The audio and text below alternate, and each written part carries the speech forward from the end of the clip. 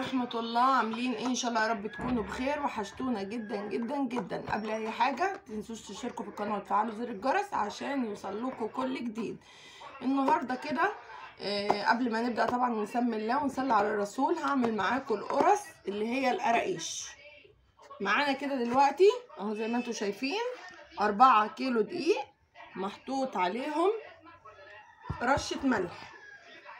معانا كده سمسم ده يعني ب10 جنيه، 10 جنيه سمسم. انا بحب حاجتها تبقى كتير يعني. وبرده اهو زيه معانا ب10 جنيه جوز هند. ممكن ما نستخدموش كله يعني. جوز الهند يعني نخلي منه حبه صغيره كده. معانا دلوقتي ينسون انا غسلاه وهحطه. كل اللي ينسون احطه لانه بيديها طعم حلو وجميل. اهو كده اهو. مش هقلب المكونات. القرص دي يعني انا هعملها بدون عجوه، هضطر ان احط لها كده نص كيلو من السكر. كيلو السكر اهو، خليت منه شويه دي، بس هحط كمان شويه صغيرين.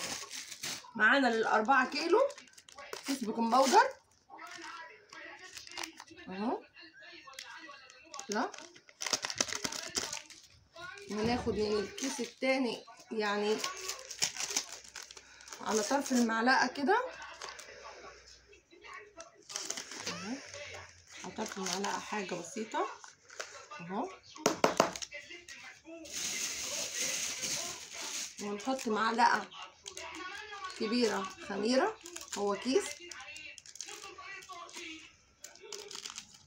اهو. هعايرها كده قدامكم اهو، معلقه كده كبيره اهو. هو الكيس مقداره معلقه، المعلقه كبيره. احنا ما بنحبش القرص تبقى ايه. وهنحط نص معلقه كمان، نص معلقه.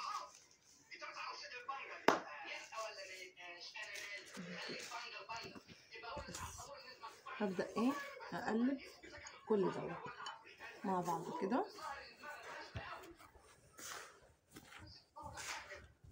ومعانا طبعا الزيت 1.5 كيلو سمنه، ومعايا 1.5 كيلو زيت.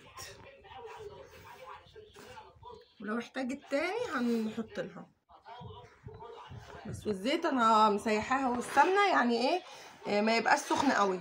طول ما انت عايزه القرص يعني تبقى ناعمه وبرده في نفس الوقت ماسكه نفسها، خلي الزيت يبقى دافي ما يبقاش سخن خالص اهو كده. قلبت كل المكونات.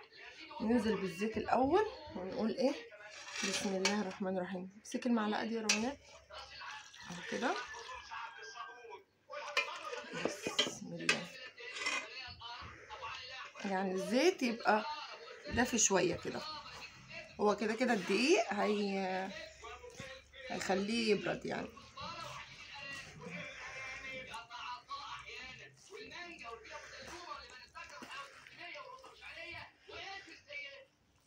اهو. نبدا ايه نبس في العجينه بتاعتنا كده.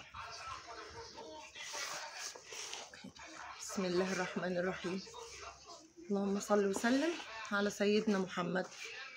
اهم حاجه في القرص دي انك البس بتاعها دوت كده.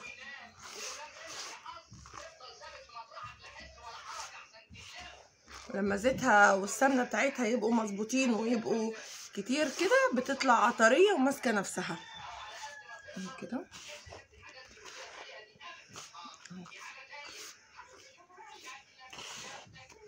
زي ما انتوا شايفين كده.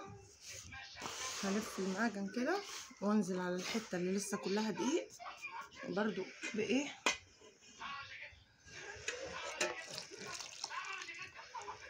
شويه زيت، ونخلي شويه ايه كده صغيرين.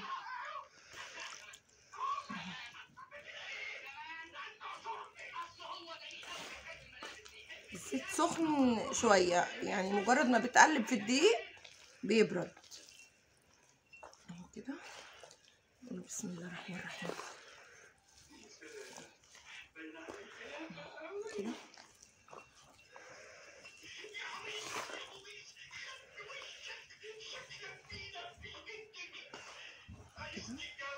نجيب من تحت لفوق بس كده.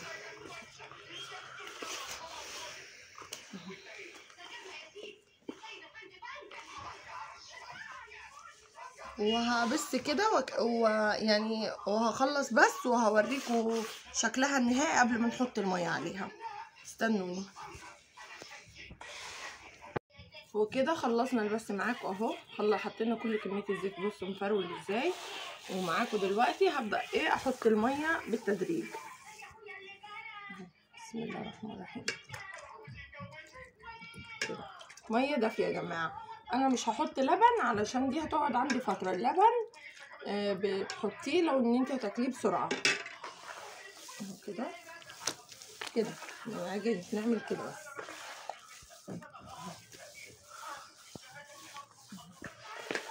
تشوفيه طري كده بس مع الميه بيجمد وبيبقى زي الفل.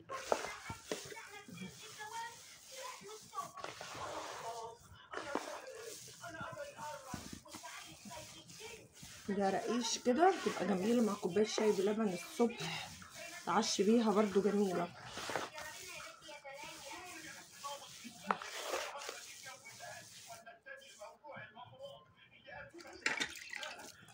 كده كده نفضل بقى نحط لها في ميه لحد العجينه ما تبدا تتماسك معانا وتلف.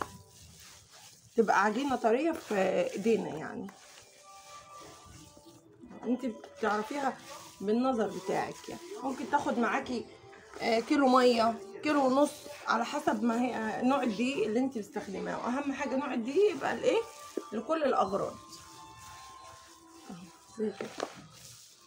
اهم حاجه الميه اللي تحطيها تشربيها كلها الاول في الدقيق، وبعد كده ترجعي تاخدي غيرها.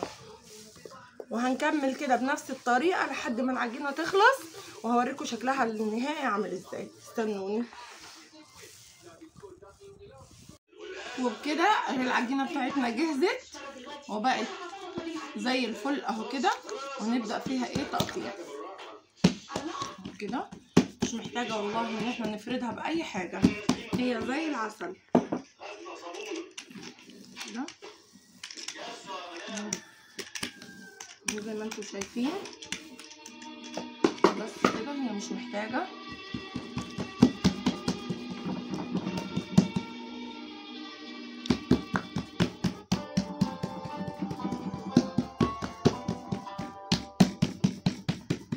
في ناس بتقول عليه منين دوت، واحنا بنقول عليه قرص بالعجوه او من غير عجوه. في ناس بتقول قراقيش، على حسب بقى. سهله وطريقه زي الزبده. مش محتاجه ان احنا نعمل اي حاجه فيها، ولا محتاجين نشابه ولا اي حاجه. زي ما انتم شايفين كده اهو.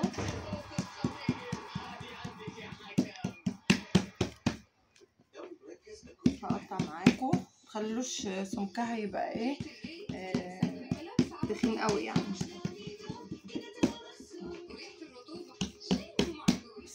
نقول بسم الله الرحمن الرحيم كده. انا عملت قبلها يعني حتتين، اصور معاكم اخر حته اهو كده. نرص زي كده اهو. انتي بتقطعيها بقى على حسب يعني اللي انتي عايزاه.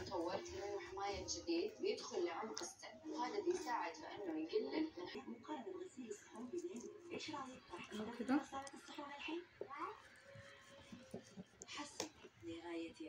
في ناس بتقطعها سمبوكسه وفي ناس بتقطعها طولي زي ما انتم شايفين اهو. برص في الصينيه اهو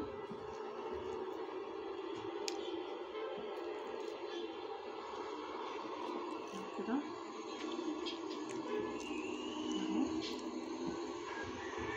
والكميه كلها نعملها بالشكل اللي انتم شايفينه دوت.